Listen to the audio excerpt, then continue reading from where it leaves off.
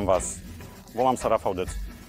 Vo firme Samaš som servisný inžinier. V tomto materiáli sa budem venovať mulčovaču so zberným košom na pokosený materiál Ibis.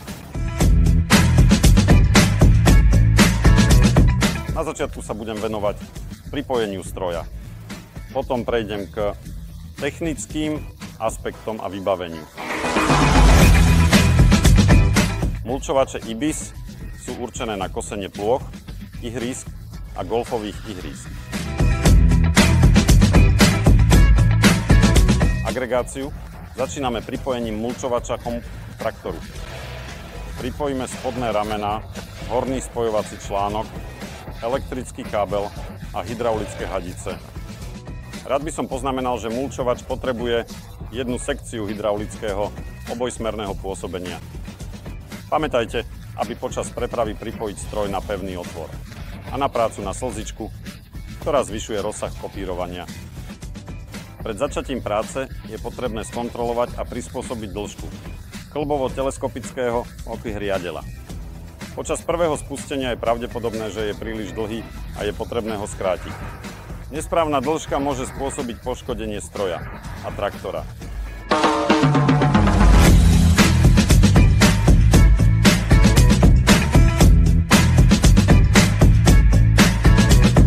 V prípade aktivácie smerovej spojky v prevodovke a nedostatku prenosu pohonu na pracovných riadeľ je potrebné otočiť prevodovku o 180 stupňov.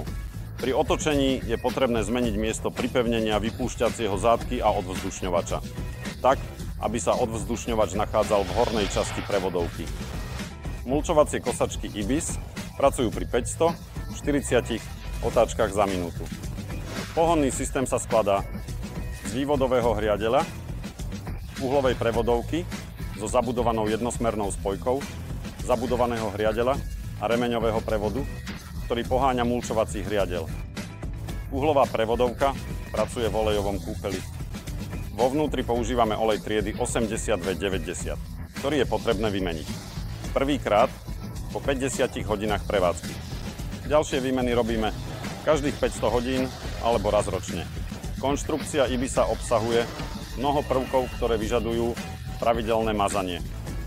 Na stroji je každý takýto bod označený nálepkou s mazničkou. Počas práce s mulčovačom, kde je pohon prenášaný prostredníctvom remeňového prevodu, je potrebné systematicky kontrolovať napätie a stav remeňov. Správne napätie možno zistiť stlačením remeňov silou približne 10 kg a dosiahnutím prehnutia asi 0,5 cm. Napätie. Regulujeme skrutkou napínača. Pri konfigurovaní stroja je potrebné analyzovať tabuľku voliteľných nožov. Štandardne vybavený stroj. Má ľahké kladiva. Ibisu môžeme vybaviť nožmi na vertikutáciu trávnikov. Avšak je potrebné pamätať na to, že pri ich montáži je potrebné zdvihnúť protinôž. Správne nastavený stroj sa pohybuje na kopírovacom valci, nie na klzných lyžiach. Výšku kosenia nastavujeme pomocou plynulej regulácie kopírovacieho valca. Na vyprázdnenie koša z pokosenej trávy je potrebné použiť príslušnú páku hydraulického rozdeľovača umiestneného v traktore v súlade s pripojením hadíc.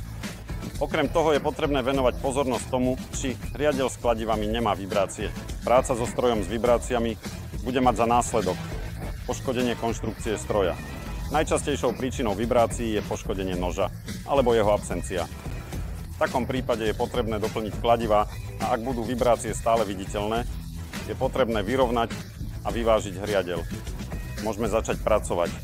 Najprv spustíme hriadeľ PTO, čo je skratka pre Power Take-Off, a následne postupne zvyšujeme výkon motora traktora. Tento proces pokračuje, až kým nedosiahneme požadovanú rýchlosť otáčania, ktorá je presne 540 otáčok za minútu. Táto rýchlosť sa meria na hriadeľi, ktorý vychádza z traktora. Je dôležité, aby sme tento krok vykonali presne. Otáčania je kľúčová pre efektívne fungovanie pripojeného zariadenia. Ďakujem za váš čas. Pamätajte, aby ste sa pred začatím práce oboznámili s návodom na obsluhu. Dovidenia.